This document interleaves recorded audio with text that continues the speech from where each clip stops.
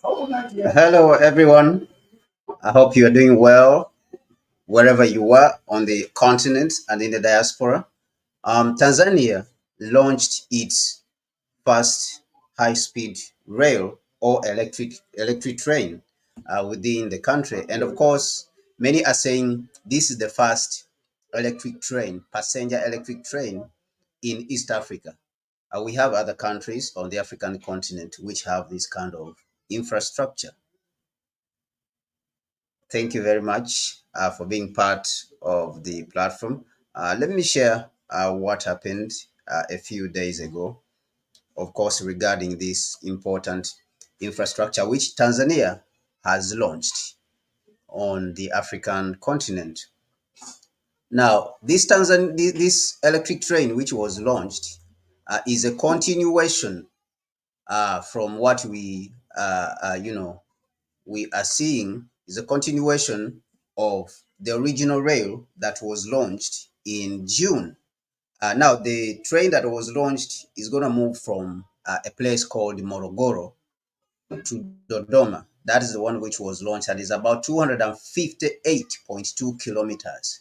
The first one which was launched, it was 200 kilometers, 201.8 kilometers, which was from Dar es Salaam to Morogoro. Now, pay attention to this. The first one which was launched, it is the same route that of train that was launched. The first route was from Dar es Salaam to Morogoro. Now they are launching Morogoro to Dodoma. But this train in itself, of course, what we know about it is that it was launched originally by President Magufuli, is the one who launched this program of electric train. And we have other trains on the African continent, of course, which are electric. We have countries like Senegal, they have electric trains on the African continent. We have countries like Morocco. Morocco even has the only high-speed train, high-speed rail on the African continent.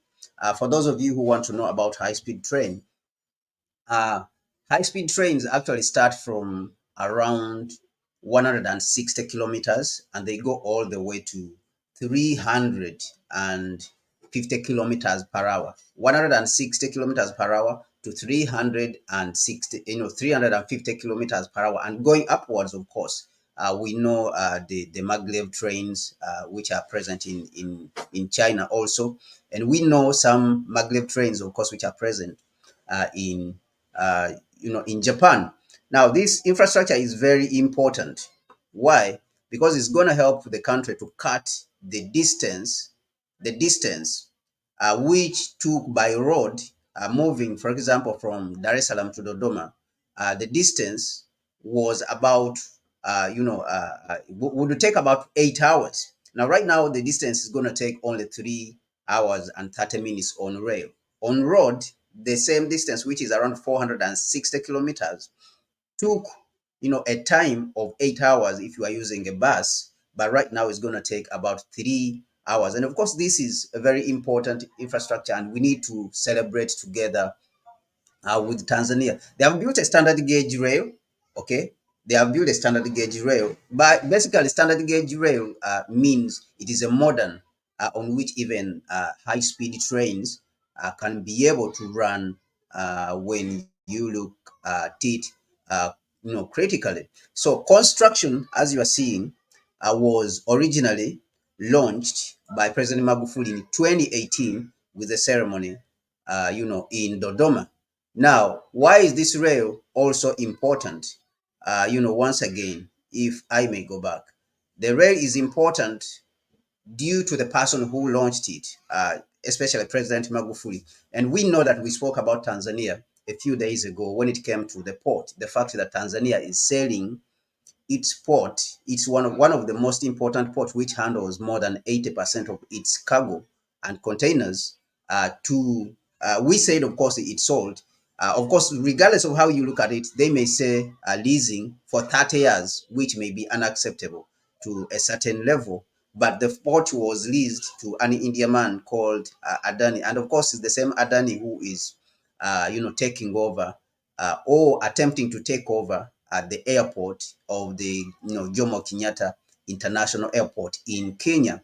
Now, we spoke about that, and of course, some of our Tanzania friends came back to say that we are bad mouthing Tanzania, but that was not the case, of course. We are criticizing some of the bad policies. A project like this one is very important and is very good for the country, if I may say, that if they launch an electric train, it will help the country. But more so, if the train was financed by the indigenous people, it was financed by the government. And that is what we see even in this case, that the train itself was financed by taxpayers' money, by the President Magufuli. So the project is important because of the issue of raising funds and the control of these infrastructures by Africans. Now, this is the key important, the key important point that we have to note here, that President Magufuli was able to raise money. All right, President Magufuli was able to raise money from within the country, never borrowing, and he accomplished a lot. He accomplished a lot of projects, and he never invited others to come into the country. He never invited other people from outside. He was a very proud African, and he never invited other people to come and take over our infrastructure as Africans. And this also is very important. So he showed us how we can raise funds. And that is why we were criticizing, of course, President Suluhu, the fact that the port, he gave it out at a paltry, 39 million. Okay. He gave it out at a paltry 39 million dollars, which is very small. Mind you, the Chinese wanted to come and invest they wanted to come and invest in Tanzania in a port of an amount of close to $10 billion. But President Magufuli during his time reduced refused this investment. All right, he reduced it to nothing and he refused it because he saw that it will not benefit at the country in the long run. And so this is what we were criticizing President Samia Suluhu about when it came to the port. But such a project as this is very important. We think that President Suluhu should have emulated President Magufuli and his approach when it comes to infrastructure financing. Okay, when it comes to infrastructure financing, we believe that President Suluhu should have emulated President Magufuli, because President Magufuli, in the first place, like we said, he refused a bad investment into the country because this was not good for the country. The Chinese wanted to invest in that port, and they wanted actually for them alone and that particular port which they were investing in to have the monopoly over all the cargo that was coming into the country, and of course which President Magufuli, and for a very long time, for a period of more than 30 years, and which of course President Magufuli refused and rejected. Now this is the same thing that we are seeing here. Now President Magufuli of course left a model for financing projects, because Africa is not lacking in money for financing projects. That is one thing that we are realizing, that the money is there. But as reports have been written, like the report which was written in 2021 by the United Nations, and of course even the Mbeki Commission, which was established, by the African Union also, they realized that money in Africa is flowing out and it's been taken by financial institutions, foreign financial institutions, and foreign mining corporations. Therefore, this is what President Magufuli noticed.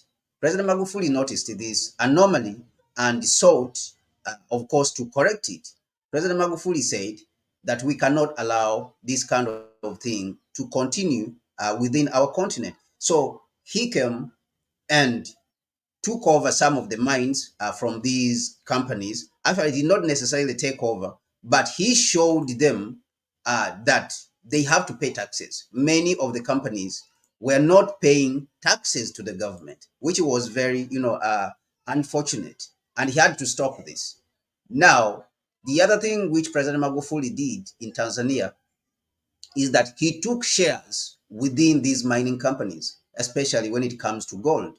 He took shares within these countries. These companies for the interest of the country. And this also was, very, very important. So he showed us a model which can be used to finance projects across the African continent. And we have to applaud President Magufuli on this. So all the projects that we are seeing, which President Samia Suluhu is commissioning across Tanzania, and of course is completing. Of course, you want to give credit for being able to complete these projects were started by President Magufuli. So we want to, may his soul, rest in peace. Of course, he died in 2021 in March. But of course, he had left when he had launched these projects. He had paid for these projects. The whole project, which is going to be more than 1,000, kilometers, uh, you know, 400 kilometers of that has been completed, and the trains have started, ferrying, passengers, between Dar es Salaam and, through Morogoro and, and all the way, to Dodoma. So, which is something that we have to applaud the president, the late President Magufuli, for achieving on behalf of the Tanzania people. And the other countries, of course, on the African continent can emulate such, an approach when it comes to, financing projects. Like I said, the continent does not lack in resources, does not lack finance, but there is need for creativity in how our projects, finance projects. Our infrastructure projects are financed because it is the foreigners who are taking Africa's money, as of course I said, said by the United Nations report that around $100 billion is flowing out of Africa through illicit financial outflows. And of course, one of the places that were identified where this money is going is is the United States and Europe. That is where majority of the money that should have helped Africa, to develop its infrastructure. Of course, the continent has infrastructure deficit of around $200 billion annually. So this money, which should have helped the African continent to develop, is being taken, to Europe. And this is one of the important things that President, Magufuli showed us. And it is important to recognize his legacy, and of course to applaud also President Suluhu's, for being able to complete these important projects on behalf of the African continent. But what do you think? What do you think about the fact that Tanzania has launched its first electric passenger trains?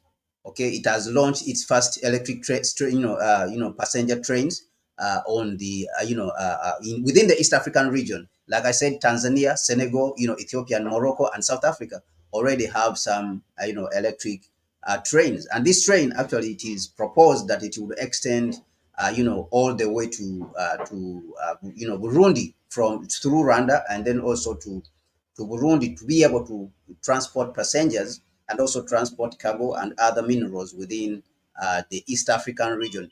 What do you think of this model which President Magufuli, of course, left behind? This is his legacy. We are looking at President Magufuli's legacy and the fact that he, showed us what should be done, what must be done, okay, on the African continent if we are talking about rapid development, and progress of the African continent. We will come later on and look at the African railway industry. As we go forward, we will look at the African railway industry and how much progress, historically, how much progress it has made, and whether where we are, is worth of celebration as the African continent. And we'll look at also other solutions for the continent. Is it worth it? Is it worth it?